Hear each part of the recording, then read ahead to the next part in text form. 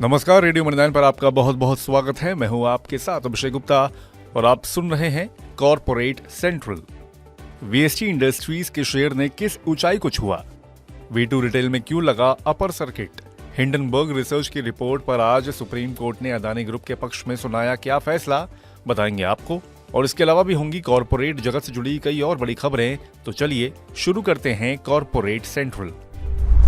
मंगलवार को 20% की तेजी के बाद आज भी 6.5% के उछाल के साथ वीएसटी इंडस्ट्रीज के शेयर ने 4324.70 की ऊंचाई को छुआ, जो कि 3 साल से ज्यादा का उच्चतम स्तर है।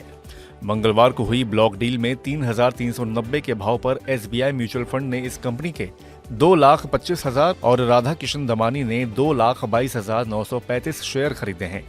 पर कारोबार की समाप्ति पर शेयर करीब 2.25% की कमजोरी लेकर 3,992 रुपए के स्तर पर बंद हुआ। आरवीएनएल की केआरडीसीएल के साथ जेवी कंपनी को वर्कला शिवगिरी रेलवे स्टेशन को पुनर्विकसित करने के लिए 123.36 करोड़ रुपए का ऑर्डर मिला है, जो कि 30 महीने में पूरा होगा। इस जेवी में आरवीएनएल की 49% और केआरडीसीएल की 51% हिस्सेदारी है। नए ऑर्डर की खबर से आरबीएनएल का शेयर आज करीब 3.25% की मजबूती के साथ 185 रुपए 60 पैसे के स्तर पर बंद हुआ। हिंडनबर्ग रिसर्च की रिपोर्ट पर आज सुप्रीम कोर्ट ने अदानी ग्रुप के पक्ष में फैसला सुनाया है। सुप्रीम कोर्ट ने कहा कि इस मामले में एसआईटी या सीबीआई को आदेश देने का कोई आधार नहीं है। कोर्ट ने यह भी कहा कि इस मामले में सेबी की जांच चल रही है, जिसे 3 महीने में पूरा करने के लिए कहा गया है। सुप्रीम कोर्ट के फैसले के बाद आज अदानी ग्रुप के शेयरों में 0.5 से 11.5% तक का उछाल देखने को मिला है। निजी क्षेत्र के बैंक आरबीएल ने करीब 800 करोड़ रुपए के क्रेडिट कार्ड कर्ज पोर्टफोलियो को कोटक बैंक को बेच दिया है। आरबीएल बैंक के कुल एनपीए में क्रेडिट कार्ड के जरिए दिए गए कर्ज की हिस्सेदारी लगभग 20% है। इस खबर के बाद कमजोर बाजार में भी आज आरबीएल बैंक का शेयर करीब 2.25% की बढ़त के साथ 285 रुपए 50 पैसे के स्तर पर बंद हुआ। चीनी कारोबार से जुड़ी कंपनी धमपुर शुगर के बोर्ड ने आज 300 रुपए प्रति शेयर के भाव पर 1.5% हिस्से के शेयर बायबैक को मंजूरी दे दी है। टेंडर रूट के जरिए होने वाले इस शेयर बायबैक में 10 लाख शेयर खरीदे जाएंगे। शेयर बायबैक की खबर आने से पहले शेयर में 1.5% की बढ़त के साथ 269 रुपए 60 पैसे के स्तर पर क्लोजिंग हुई।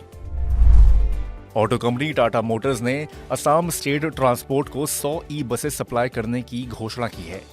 बसों की सप्लाई के बावजूद टाटा मोटर्स का शेयर आज दूसरे दिन कमजोरी के साथ बंद हुआ। आज शेयर में कारोबार की समाप्ति करीब 1/4% की गिरावट के साथ 782 रुपए 60 पैसे के स्तर पर हुई। एचयूएल का शेयर आज करीब 1/4% गिरकर 2,606 रुपए 05 पैसे के स्तर पर बंद हुआ। असल में एचयूएल का मार्जिन डिस्ट्रीब्यूशन को लेकर अपने डिस्ट्रीब्यूटर्स के साथ तनाव बढ़ गया है। डिस्ट्रीब्यूटर्स ने कंपनी को अपनी योजना पर पुनर्विचार करने को कहा है और इसके लिए कंपनी को 10 दिन का समय दिया गया है। विदेशी फंड अमांसा होल्डिंग ने दवा कंपनी स्ट्राइड्स फार्मा की ओपन मार्केट में 2% हिस्सेदारी खरीदी है।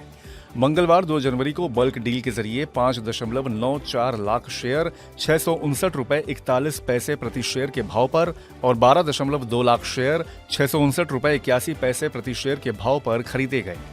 इस हिस्सा खरीद की खबर से स्ट्राइड्स फार्मा का शेयर आज कमजोर बाजार में भी 1.5% उछलकर 686 रुपए 90 पैसे के स्तर पर बंद हुआ।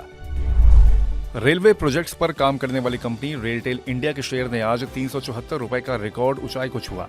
इस कंपनी को आरबीएनएल से 35 करोड़ रुपए का ऑर्डर मिला है, जिसके बाद शेयर की 2.5% की मजबूती के साथ 363 रुपए के स्तर पर क्लोजिंग हुई। वित्त वर्ष 2024 की तीसरी तिमाही के बिजनेस अपडेट जारी करने के बाद वी2 रिटेल का शेयर आज करीब 5 साल की ऊंचाई पर बंद हुआ। Q3 में कंपनी की आय 56% बढ़कर 373.7 करोड़ रुपए रही और सेम स्टोर सेल्स ग्रोथ 47% के रिकॉर्ड स्तर पर रही। मजबूत अपडेट्स जारी करने के बाद शेयर में 5% के ऊपरी सर्किट पर 346 रुपए 90 पैसे के स्तर पर क्लोजिंग देखने को मिली। तो आज के कॉर्पोरेट सेंट्रल में फिलहाल बस इतना ही। ये पॉडकास्ट आपके लिए तैयार किया है हमारे सहयोगी संदीप ग्रोवर ने। बाकी बिजनेस, पर्सनल फाइनेंस और कॉर्पोरेट जगत से जुड़ी और खबरों के लिए सुनते रहिए रेडियो मनी 9 और डाउनलोड कर लीजिए हमारे मनी 9 ऐप को। हमेशा की तरह मैं हूं आपके साथ अभिषेक गुप्ता। अभी लेता हूं विदा। धन्यवाद।